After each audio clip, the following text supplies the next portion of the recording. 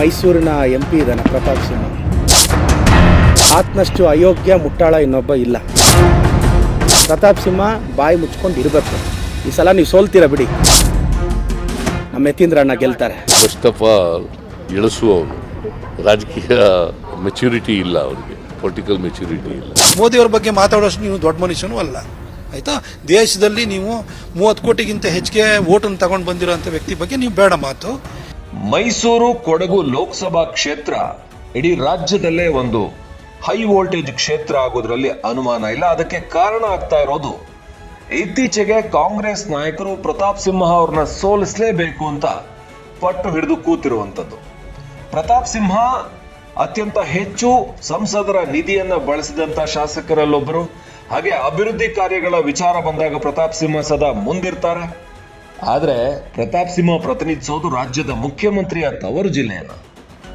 ಈ ಕಾರಣಕ್ಕೆ ಪ್ರತಾಪ್ ಸಿಂಹ ಅವ್ರನ್ನ ಸೋಲಿಸಲೇಬೇಕು. ಇನ್ನ ಸಿದ್ದರಾಮಯ್ಯನವರಿಗೆ ನೇರವಾಗಿ ಪ್ರಶ್ನೆ ಕೇಳ್ತಾ, ಎಲ್ಲ ಗೌರವಗಳನ್ನ ಕೊಟ್ಟು ನೇರವಾಗಿ ಪ್ರಶ್ನೆ ಕೇಳಿ ಅವರನ್ನ ಚಿಂತೆಗೀಡು ಮಾಡೋದ್ರಲ್ಲಿ ಪ್ರತಾಪ್ ಸಿಂಹ ಅವರು ನಿಸ್ಸೀಮರು. ಅವರ ಮಾತಿನ ಮುಂದೆ ಎಂಥವರು ಕೂಡ ಸುಮ್ಮನೆ ಆಗ್ಲೇಬೇಕು. ಅಷ್ಟರ ಮಟ್ಟಿಗೆ ಲಾ ಪಾಯಿಂಟ್ ಅನ್ನ ಹಾಕ್ತಾರೆ ಪ್ರತಾಪ್ ಸಿಂಹ. ಸಹಜವಾಗಿನೇ ಪತ್ರಕರ್ತರಾಗಿದ್ದವರು ಆಳವಾದ ಅಧ್ಯಯನ ಇರುತ್ತೆ, ಅನುಭವ ಕಡಿಮೆ ಇರಬಹುದು. ಆದ್ರೆ ಈ ಬಾರಿ ಅಂತಹ ಪ್ರತಾಪ್ ಸಿಂಹ ಅವ್ರನ್ನ ಕಟ್ಟಿ ಹಾಕ್ಲೇಬೇಕು ಅಂತ ಕಾಂಗ್ರೆಸ್ ನಿರ್ಧಾರ ಮಾಡಿದೆ. ಇಲ್ಲಿ ಕಾಂಗ್ರೆಸ್ ಅಭ್ಯರ್ಥಿಯಾಗಿ ಕಣಕ್ಕಿಳಿಸೋದು ಯಾರನ್ನ? ಯತೀಂದ್ರ ಸಿದ್ದರಾಮಯ್ಯ ಅವರನ್ನ, ಅಥವಾ ಇನ್ಯಾವುದೋ ಒಂದು ಅಚ್ಚರಿ ಅಭ್ಯರ್ಥಿ ಬರ್ತಾರ ಬೆಂಗಳೂರಿಂದ? ಯತೀಂದ್ರ ಸಿದ್ದರಾಮಯ್ಯ ಅನ್ನುವಂಥದ್ದು ನಿನ್ನೆ ಮತ್ತೊಮ್ಮೆ ಕೇಳಿಬಂತು. ಕಾಂಗ್ರೆಸ್ನ ಚಿಕ್ಕಬಳ್ಳಾಪುರ ಶಾಸಕ ಪ್ರದೀಪ್ ಈಶ್ವರ್ ಭರ್ಜರಿಯಾಗಿ ಸವಾಲ್ ಹಾಕಿದ್ರು ಪ್ರತಾಪ್ ಸಿಂಹಗೆ. ನಿಮ್ಮನ್ನ ಸೋಲಿಸಲೇಬೇಕು ಅಂತ ಹೇಳಿ ನಮ್ಮ ಕಾಂಗ್ರೆಸ್ನ ಎಲ್ಲ ನಾಯಕರು ಬಂದು ಮೈಸೂರಿಗೆ ಇಳಿತಾರೆ ಸೋಲಿಸಬೇಕು ಅಂದ್ರೆ. ಯತೀಂದ್ರಣ್ಣನೇ ಗೆಲ್ಲೋದು ಈ ಸಾರಿ, ನೀವು ಸೋಲ್ತೀರಿ ಬಿಡಿ ಅಂತ ಹೇಳಿ ಹೀನ ಮಾನ ಬೈದಿದ್ದಾರೆ ಪ್ರತಾಪ್ ಸಿಂಹ ಅವ್ರಿಗೆ. ಬಾಯಿ ಮುಚ್ಕೊಂಡಿರ್ಬೇಕಷ್ಟೇ.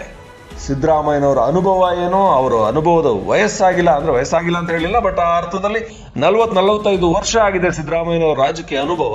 ನೀವೇನು ಅವ್ರ ಬಗ್ಗೆ ಮಾತಾಡೋದು ಅಂತ ಹೇಳಿ ಚಿಕ್ಕಬಳ್ಳಾಪುರ ಶಾಸಕ ಪ್ರದೀಪ್ ಈಶ್ವರ್ ಆಕ್ರೋಶದಿಂದ ತಾನು ಯಾರಿಗೆ ಫ್ಯಾನು, ನಿಮ್ಮ ಬರವಣಿಗೆಗೆ ನಾನು ದೊಡ್ಡ ಅಭಿಮಾನಿ ಅಂತ ಹೇಳ್ತಾ ಇದ್ರು, ಆ ಪ್ರತಾಪ್ ಸಿಂಹ ಅವ್ರ ಮೇಲೆ ಕೂಗಾಡಿದ್ದಾರೆ, ರೇಗಾಡಿದ್ದಾರೆ.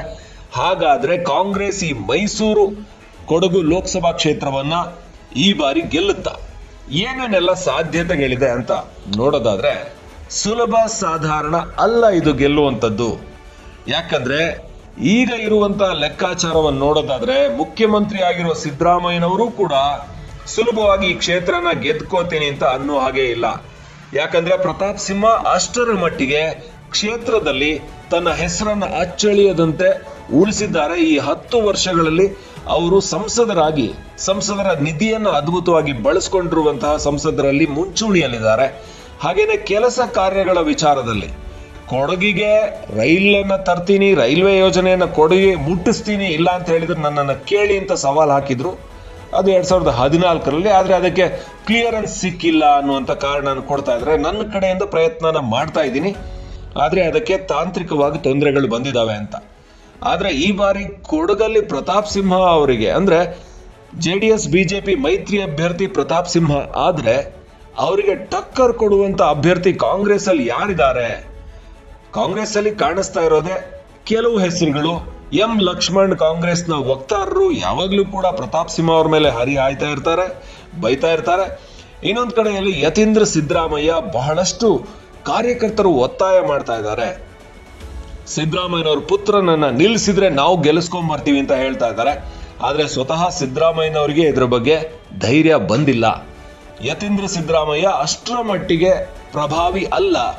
ಅವರ ಕ್ಷೇತ್ರ ವರುಣಾ ಭಾಗದಲ್ಲಿ ಒಂದಷ್ಟು ಪ್ರಭಾವ ಇದೆ. ಮುಖ್ಯಮಂತ್ರಿಯ ಮಗ ಅನ್ನುವಂತ ಹೆಸರಿದೆ ಬಿಟ್ರೆ ಜನರನ್ನ ನೇರವಾಗಿ ಅಪ್ರೋಚ್ ಮಾಡಿ ಒಂದು ಒಳ್ಳೆ ಭಾಷಣವನ್ನ ಮಾಡಿ ಒಂದಷ್ಟು ಕೌಂಟರ್ ಪಾಯಿಂಟ್ಸ್ ಗಳನ್ನ ಕೊಟ್ಟು ಮಾತಾಡುವಷ್ಟು ಸಾಮರ್ಥ್ಯ ಇಲ್ಲ ಅವರಲ್ಲಿ ಅನ್ನುವಂಥದ್ದು ಸಿದ್ದರಾಮಯ್ಯನವರಿಗೆ ಗೊತ್ತಿದೆ. ಆದ್ರೆ ಇಲ್ಲೊಂದು ಅಚ್ಚರಿಯ ಹೆಸರನ್ನ ತೂರಿ ಬಿಡಲಾಗ್ತಾ ಇದೆ, ST ಸೋಮಶೇಖರ್. ಹಾಗಂತ ತೀರಾ ಅಚ್ಚರಿ ಅಂತಲೂ ಹೇಳೋದಕ್ಕಾಗಲ್ಲ. ಯಾಕೆಂದ್ರೆ ಇವರು ಮೈಸೂರಿನ ಉಸ್ತುವಾರಿಯಾಗಿದ್ರು, ಮೈಸೂರು ಉಸ್ತುವಾರಿ ಸಚಿವರಾಗಿ ಮೈಸೂರು ದಸರಾವನ್ನು ಕೂಡ ನಡೆಸಿದ್ರು ಬೊಮ್ಮಾಯಿ ಅವರು ಮುಖ್ಯಮಂತ್ರಿಯಾಗಿದ್ದ ಸಂದರ್ಭದಲ್ಲಿ. ಹಾಗಾಗಿ ಮೈಸೂರಿನ ಹಿಡಿತ ಚೆನ್ನಾಗಿದೆ, ಒಂದಷ್ಟು BJP ನಾಯಕರ ಜೊತೆಗೆ ಸ್ಥಳೀಯರ ಜೊತೆಗೆ ಒಳ್ಳೆ ಒಡನಾಟ ಇದೆ. ಹಾಗಾಗಿ ಇವರಿಗೆ ಇಲ್ಲಿ ಸಪೋರ್ಟ್ ಸಿಗಬಹುದು ಅನ್ನೋ ಕಾರಣದಿಂದ ಯಾಕೆ ರಿಸ್ಕ್ ತಗೋಬೇಕು? ನನ್ನ ಮಗನನ್ನ ಮೈಸೂರಲ್ಲಿ ಕಣಕ್ಕಿಳಿಸಿ ಮತ್ತೊಮ್ಮೆ ಸೋತು ನಾನು ಮೈಸೂರಲ್ಲಿ ಚಾಮುಂಡೇಶ್ವರಲ್ಲಿ ಸೋತಿದ್ದೀನಿ, ಇನ್ನು ನನ್ನ ಮಗ ವರುಣಾ ಕ್ಷೇತ್ರ ನನಗೆ ಬಿಟ್ಕೊಟ್ಟಿರುವಾಗ ಲೋಕಸಭೆಯಲ್ಲಿ ನಿಲ್ಲಿಸಿ ಸೋಲಿಸಿ ಮತ್ತ್ಯಾಕೆ ಅವಮಾನ ಎದುರಿಸಬೇಕು? ಅಪ್ಪನೂ ಸೋತರು, ಮೈಸೂರಿಂದ ಮಗನ್ನೂ ಓಡಿಸ್ತಾ ಇದ್ದಾರೆ. ಸಿದ್ದರಾಮಯ್ಯನವರಿಗೆ ಮೈಸೂರೇ ಆಗ್ಬರಲ್ಲ, ಅವ್ರ ಫ್ಯಾಮಿಲಿಗೂ ಆಗ್ಬರಲ್ಲ, ನೋಡಿದ್ರೆ ರಾಜ್ಯದಲ್ಲಿ ಮುಖ್ಯಮಂತ್ರಿಯಾಗಿ ಕೂತ್ಕೊಂಡಿದ್ದಾರೆ ಅಂತ ಅವಮಾನಕ್ಕೊಳಗಾಗೋದು ಯಾಕೆ? ಇನ್ನ ಈ ಅವಮಾನಕ್ಕೊಳಗಾಗೋದು ಯಾಕೆ ಅಂತ ಸುಮ್ಮನಿರೋಕ್ಕಾಗಲ್ಲ. ಯಾಕೆ ಅಂದ್ರೆ ಸಿದ್ದರಾಮಯ್ಯನವರು ತವರು ಜಿಲ್ಲೆಯನ್ನ ಗೆದ್ದುಕೊಳ್ಳಲೇಬೇಕಾಗಿದೆ. ಅದರಲ್ಲಿ ಕೂಡ ಪ್ರತಾಪ್ ಸಿಂಹ ಸವಾಲ್ ಹಾಕ್ತಾರೆ, ನನ್ನನ್ನು ಚಾಮುಂಡೇಶ್ವರಿ ತಾಯಿ ಕೈ ಬಿಡಲ್ಲ, ನನ್ನ ಕಾವೇರಮ್ಮ ಕಾಪಾಡ್ತಾಳೆ ಅಂತ ಅವರು ಪದೇ ಪದೇ ಹೇಳ್ತಾ ಇರ್ತಾರೆ. ಅಂಥದ್ರಲ್ಲಿ ಸಿದ್ದರಾಮಯ್ಯನವ್ರಿಗೆ ಇದು ನಿಜಕ್ಕೂ ಸವಾಲು. ಆದ್ರೆ ಈ ಸವಾಲನ್ನು ತಗೋತಾರ? ಅದಕ್ಕೆ ತಕ್ಕ ಅಭ್ಯರ್ಥಿಗಳು ಯಾರಿದ್ದಾರೆ? ಕಾಂಗ್ರೆಸ್ನಲ್ಲಿ ಅಭ್ಯರ್ಥಿಗಳೇನೋ ದೊಡ್ಡ ಮಟ್ಟಿಗೆ ಕಾಣಿಸ್ತಾ ಇದ್ದಾರೆ.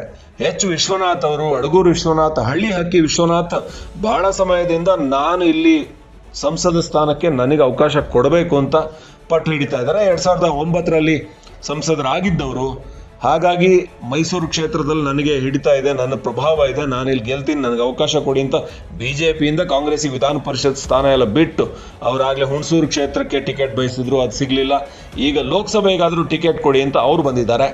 ಇನ್ನ ಮಾಜಿ ಸಚಿವ ಸೋತಿರುವಂತ MK ಸೋಮಶೇಖರ್ ಇದ್ದಾರೆ, ಅವರು ಕೂಡ ಟಿಕೆಟ್ನ ಬಯಸ್ತಾ ಇದ್ದಾರೆ.